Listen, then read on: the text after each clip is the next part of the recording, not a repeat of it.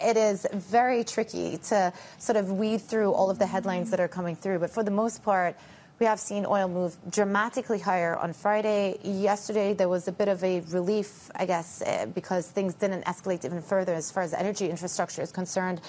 How much geopolitical premium do you think is actually priced in to where Brent is trading right now, Anthony?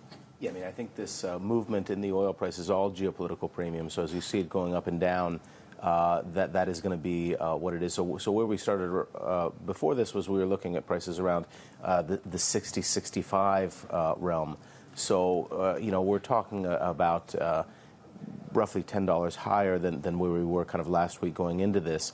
Now, we have seen that movement going up and down, and I think we are going to continue to see that volatility as the market reacts to headlines. As a headline comes out, they're very reactive to the geopolitical issues as the market and traders then look and see what the actual implications are for supply and for the oil price. So we haven't seen that come through yet. So at pricing, where we are now around $74, I think when I spoke on television yesterday, it was around 75.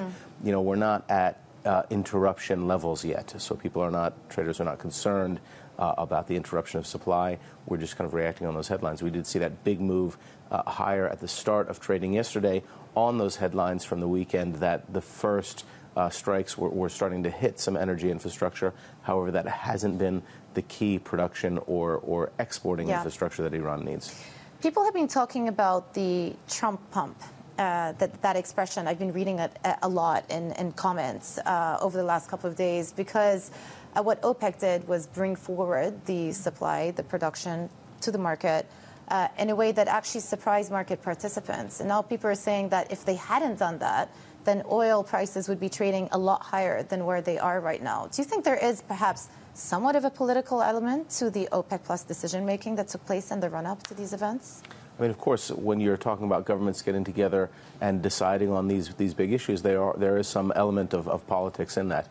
So OPEC will tell you that they're looking very much at the fundamentals of the market, but they are a group of governments that come together. So even between OPEC and themselves, there's a lot of politics in terms of keeping the group together. So that decision was based a lot on politics around keeping the group together because countries like the UAE, which have a lot of spare capacity and have invested a lot of money in that spare capacity, want to get that oil to the market. So we saw this even as long as a year ago when OPEC Plus decided to start putting in place this plan to increase barrels. That was a political issue to keep cohesion. And now we're seeing it. OPEC is saying that this round was caused because they saw lower stockpiles, because the market could take it. Well, what we were looking at up until last week was the market could take it until about the first half, and then we were going to very weaken. Now we've got this geopolitical concern in there. So those barrels are helping, but OPEC still has a lot of spare capacity that they could still bring on. Of course, they're not going to be complaining about the higher price. Trump might be, but this is out of anybody's control right now as we react to these headlines. And if the conflict does escalate, then things could go even higher if, and that's a big if those supply is impacted and production and export facilities are hit.